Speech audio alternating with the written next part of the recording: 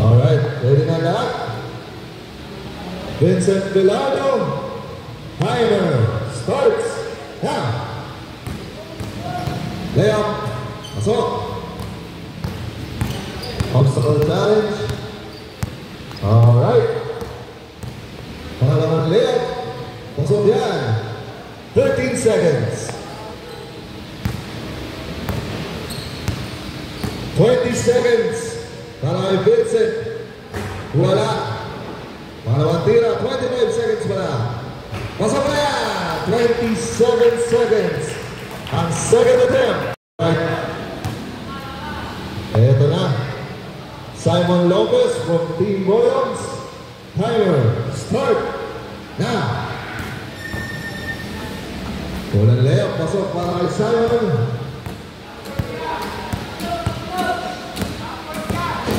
Simon Lopez, pasok yan. 12 seconds pa lang.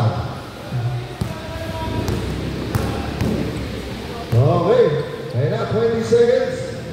Wala. 27 seconds to beat. Ito na ba? Wala na rin. Isa ba? Pwede na yan. Ito na. Simon, wala. Top 2 teams, top 2 players naman ang papasok sa next round. 40 seconds. Wala pa din. 45 seconds. Vincent Villardo, officially pasok na sa next round. Ilang seconds pa ba? 1 minute para kay Simon. Wala pa din. 1 minute and 2 seconds. Wala pa din para kay Simon. 1 minute and 10 seconds. Pasok na. 1 minute and tapos within 1 minute and 10 seconds, si Vincent at Simon ang maglalaban sa next at final round. Ayan the winning from Team Nice One. Timer starts now. Unang layup. Pasok yan.